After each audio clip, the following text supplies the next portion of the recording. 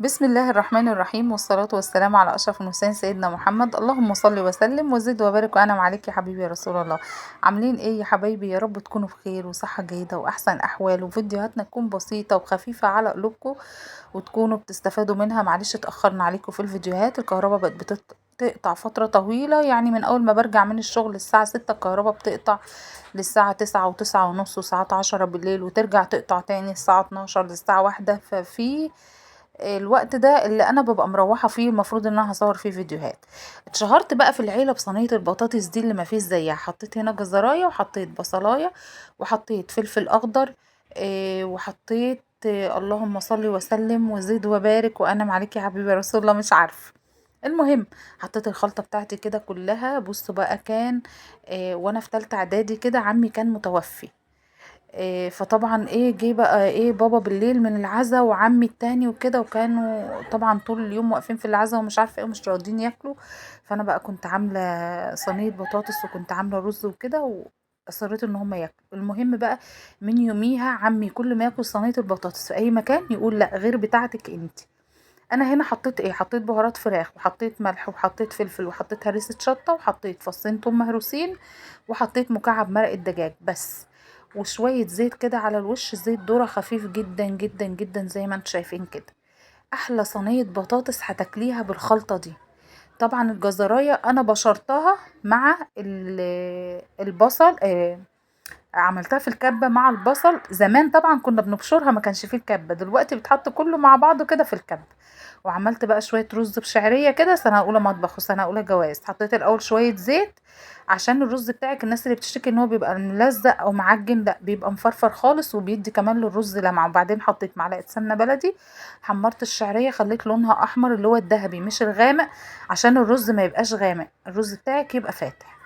تمام. وبعد ما اتحمر حطيت الرز عليه كده ومغسول، قلبته معاه قبل ما احط الميه. وبعد كده تحطي ميه مغليه. عمر الرز ما يطلع معاكي معجن ولا لازق في بعض ولا اي حاجه. الاول بتسيبيه ياخد غلوه والغطا متعري، وبعد كده بتحطي الغطا وتسيبيه ياخد غلوه تانية، وبعد كده بتنقليه على نار هاديه زي ما شفتوا كده، وتسيبيه من 10 دقايق لربع ساعه. لو انتي عامله حله صغيره زي كده 10 دقايق، لو حله كبيره ربع ساعه، بيبقى مستوي زي الفل ومفرفر، وبيبقى جميل جدا. بصوا، وطعمه تحفة، ولا بيبقى فيه اي حاجة خالص، ما شاء الله.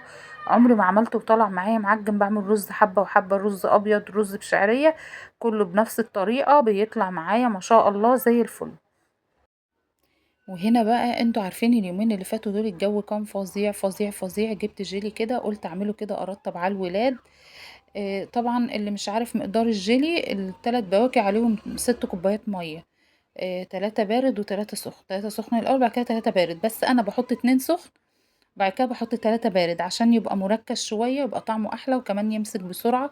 وخصوصا اني ما لقيتش عندي جيلاتين. لما بيبقى عندي جيلاتين بزود في المية عادي، والجيلاتين بيخليه يمسك بسرعة.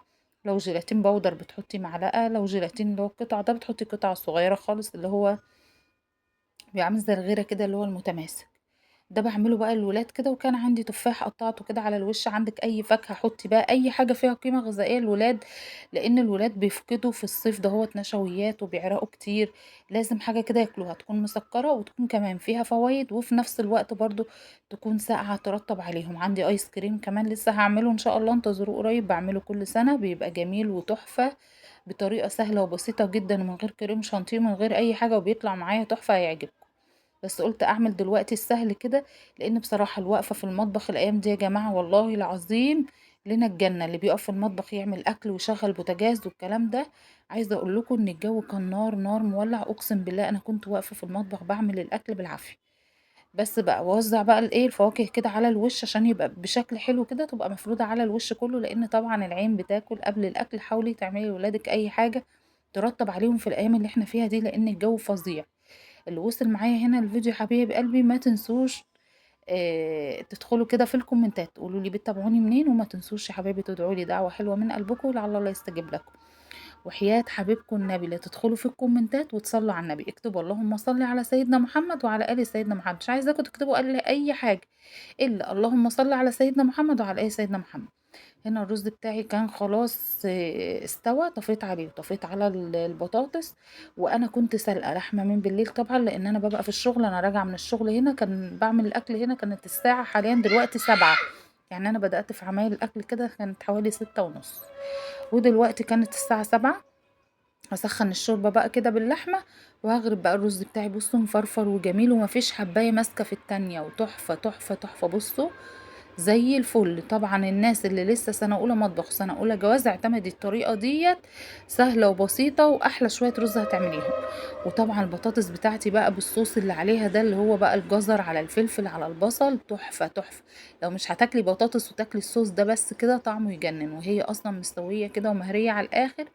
الولاد تاني يوم بيقولوا لي حطي لي منها يا ماما تاني، طعمها جميل. يعني بصوا لما حتى بتبات عندي ما برميش منها ولا قطعة، بياكلوا كله بالهنا والشفا. هنا الشوربة بتاعتي هي كانت سخنت. دي طبعا لحمة العيد اللي انتوا عارفينها دي، اللي بيبقى فيها دهون شوية وفيها مش عارفة ايه. غير انا لما بروح اشتريها من الجزار بقول له هاتها لي حمرا، لان انا عندي عادل ابني ما بياكلهاش الا حمرا. طلعت كده ايه، احنا كل واحد فينا بياكل قطعة، مالك مش بياكلها اصلا، بس انا طلعت ايه قطعة زيادة كده، قلت ايه احتياطي لعل وعسى يقول هياكل منها، بس هو ما بياكلهاش والله. ورجعت تاني الحلة زي ما هي. كنت بقى بدور على البصلة، لان انا كنت مقطعة بصلاية قطع وبصلاية حطها بحالها، لان انا بحب اكلها. بس بدور عليها، هي اتهرت طبعا في الشوربة وما لقيتهاش، مع اني لما جيت اسخن الشوربة كانت موجودة. بس قدر الله ما شاء فعل، دي البصلاية دي اهم عندنا من قطعة اللحمة نفسها. وده كان اكلنا النهارده كده، بسيط ولذيذ وخفيف، اكل بلدي مصري عادي، ما فيهوش اي فقاقه ولا فيه اي حاجه. وعايزه اقول لكم يومكم سعيد، وربنا يعينكم طبعا على قطع الكهرباء وعلى الحراره الجامده دي. ادعوا ربنا يا جماعه يعيننا، ادعوا ربنا يعيننا والله على الايام الصعبه اللي احنا فيها دي. وكده بيكون خلص الفيديو بتاعنا وخلص اليوم بتاعنا. اسيبكم بقى في حفظ الله ورعايته، مع السلامه.